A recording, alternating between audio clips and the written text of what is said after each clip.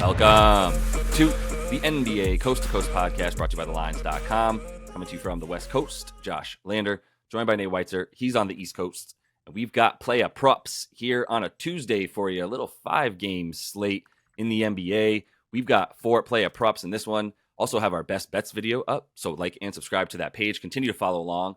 Also want you to head to thelines.com. Check out all the great content that you can use to make all your bets, including that prop finder tool that we're using to make sure we're getting the best juice from all of these books that are giving us these props this NBA season. Good night in the props world last night for the kids. A little 3-1. They're up about 1.86 units. So we stroll along here into Tuesday, and your first play a prop, Nate.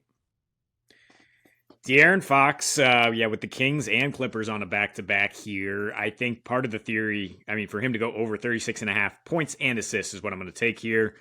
The Clippers defense is really good, and they make a lot of adjustments, so I like combining those two, because, last time he had 40 and 3 against them. I could see it evening out more if Ty Lue decides to send more help at him and force more assists. But, yeah, the theory basically, we're on a back-to-back, and other guys might seem like they're stuck in the mud versus De'Aaron Fox, who is maybe the fittest guy in the NBA when it comes to just getting up and down the floor and not being affected by the fact that he's on 0 days rest. Last season, he actually had his most assists per game in that situation, which is 7.5, which supports the theory. Also scored 26 points per game. His numbers are elevated this year.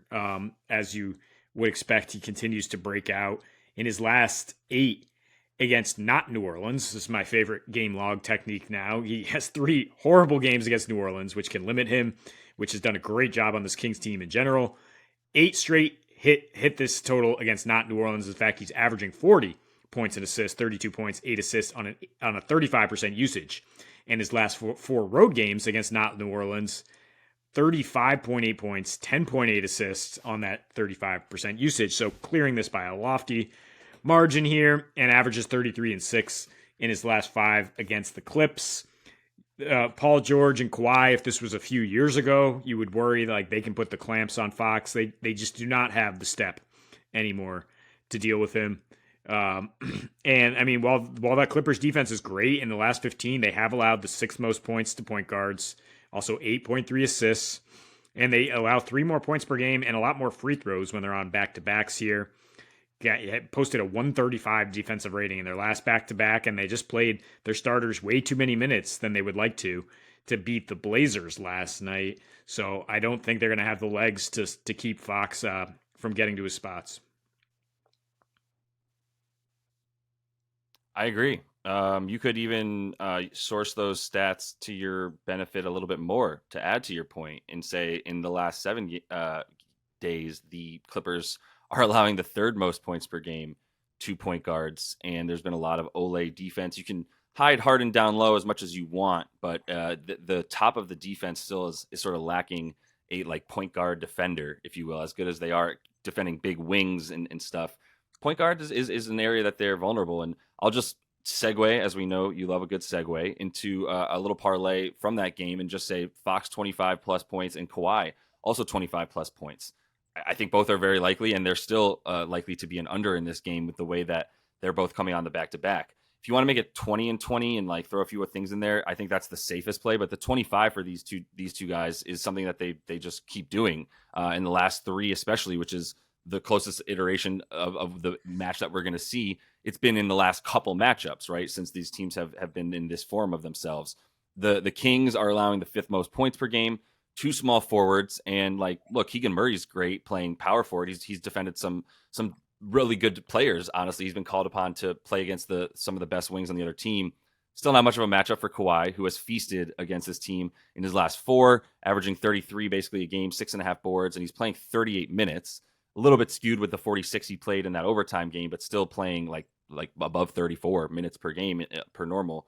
In the last 2 versus them, both in this calendar year, back to last February and then earlier this season, 39 a game, 6.5 boards also, and the 41.5 minutes. That also includes the OT game, but the usage is at 24.5% for him in this matchup, all the way, like I said, the last 4 especially. So With him, like we mentioned in the best bets, it's possible that Kawhi doesn't play and that bet is void. Anything's possible with the Clippers, but they have tended to have their guys in on the second legs of back to back this year, which is very interesting. It hasn't always worked out for them, but I think this is a juicy matchup for Kawhi. So if he's in there, he's looking to score with a high usage.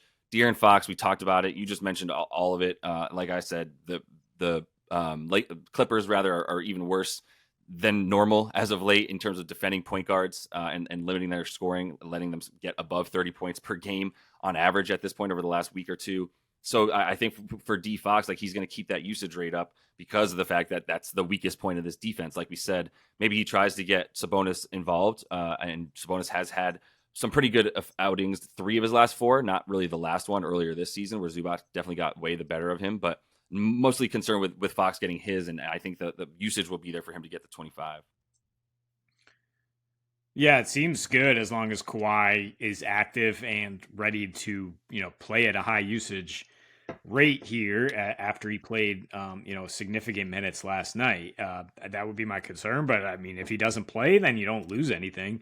Your bet's just scratched. The big concern is if you get one of those weird things that the Clippers aren't doing anymore, granted, where he would literally just take a half off and just like screw anybody backing them because you just have no idea what the minutes allocation or whatever the training staff is saying about Kawhi's usage. But so far this season, it has been reliable.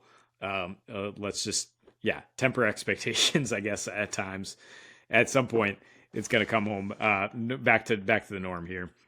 So this is a scary one, I guess, because DeMar DeRozan just went off for 41 and 11 last night. But I will take under 31.5 points assists. And you can split the unit. I think 6.5 assists is still too high in this matchup, despite the fact that he's had double digits assists in 3 of his last 10. And it's now averaging nearly 28 and 8 in games without Zach LaVine this season. But back-to-back against a really good road defense in the Nuggets, a defense that allows the 4th fewest assists on the road and is 6th best guarding the 2-pointer on the road. The mid-range, of course, is where DeRozan needs to score. I mean, the Nuggets are also on a back-to-back, but they have a 109 defensive rating in that situation this year. They limited DeRozan when he was on a back-to-back, 1 of 4 this season, to 18 points or 17 points, excuse me. And he now averages 18 and 5 assists on 4 back-to-backs this year. So he had 2 days of rest before that Bucks game. Bulls, Bucks, they love to get after each other. Those division opponents score a bunch. But I think, DeRozan, you look at his career, a huge sample, averages 3 points per game fewer on back-to-backs. Part of that is he's a guy who wants to try to play 82. And that does hurt you at some point when you're playing literally every game and you're going to try to play on back-to-back nights. You just don't have that same lift. Last year in specific, as he's getting older, 21.5 on back-to-backs versus 25.5 when he had normal rest. We talked about it all the time, trying to target him last year with the overs.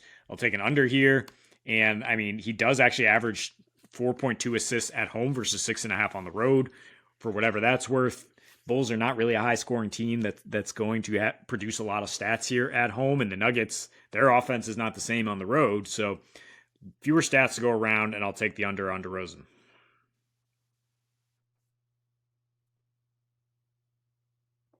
Yeah, for sure. I really like this bet. This actually might be my favorite one that that either of us are bringing. Although I really like this one as well. But that's the one I would feel most sure of with this situation. The Nuggets, whatever you want to say about the way that they are playing offense, and it definitely clicked against an awful Hawks defense. The defense is still like there, and should continue to be there in this one as well. So. Let me close things out with one more over, but it's a hypothetical over. We need to know if KD's out. Like he's too big of an impact in this Suns and Warriors game for me to know to feel comfortable picking anything in terms of a prop from that game without him. So if KD is out, I'm taking Booker over 35.5 points and assists. And this is coming off me taking Booker under 41.5 points and assists. So you can see I really like the fact that it's dropped 6 points or 6 total stats there in the combo bet for us. So in the 3 games without KD this season, 32 points a game, 7.5 assists per game. And the points might go up if KD is officially ruled out. So I understand like taking this bet now if you want to, and then seeing what happens with KD, because it's going to go up. If KD is officially ruled out, you'll probably see Book's points go up to about 32.5, right? Instead of the 29.5 or so, even though Beal is there. And so with those two guys alongside Booker, I like assists way more than adding the points in there. And like I said, if KD is ruled out officially, things go up. So you got to play it accordingly. I guess I'll just say I'm sprinkling a half a unit on it now to see what happens, and move forward with it. But in the 3 games that I'm this year, we're talking about 39 points and assists. The usage does jump up as well. And since KD joined the squad in the games without him, we're talking about 32 a game. 29 a game and 7 assists. So the scoring does go down a bit because he also needs to facilitate, but he still gets above the 36 overall in roughly 17 games that he's played since KD came, but has missed. And with KD, he's actually at 32 a game and 5 assists as well when KD's not in the lineup. So like there's a lot to like here. I would trust it, but like Beal, I don't know what he's going to do to everything as well. This would be the first time that any of these 3 guys have played at the same time this year for Phoenix. So we have to see what that means. I would expect Beal to be somewhat of the third banana still, right? Like even if KD does play, I still think that there's something to the fact that Book is at 37 points and assists a game with Kevin Durant in the lineup when they both play together. So, I don't think Beal necessarily messes that up too much, to be honest with you. If anything, there's just even more assists available with another good shooter on the floor for Booker when he gets into the lane and kicks. So yeah, I think either way for Book, like it's worth it to hit it now, and we see where we go from there. Yeah, I think I'm fine with it, even if Durant plays, I guess. Durant and Beal, and you have all 3 of these guys out there.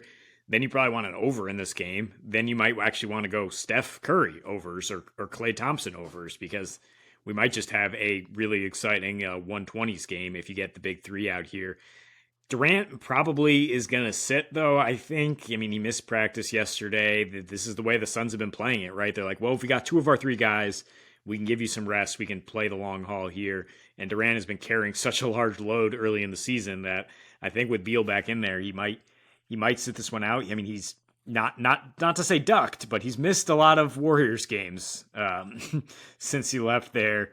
So I don't know how to forecast that, but I think Book is reliable to score. I think you can bet his points now before you know Durant's status, because I don't think KD necessarily needs to go out there and gun. But Book loves playing this Warriors team as you outlined, and I think he'll be scoring around 30. Yeah, the usage will be there. The ball's in his hands every possession. I didn't like it in a game against the Kings where I also liked an under because it was Kings on the road, and like there was no Beal in there either for Book. So it was like, who's he assisting to again? Jonathan Goodwin? Like it was not a good matchup. You also have Grayson Allen out in this one, so that should impact him negatively or positively because Beal's back in there. So that should help him out a lot, obviously. But either way, that's all the time we have for the play of props. Looking to go up another couple units on Tuesday night here with you guys. Make sure to subscribe to that page and check out the best bets that we also have up for you and are bringing you each and every weekday along with these play of props. Until we see you next, happy betting.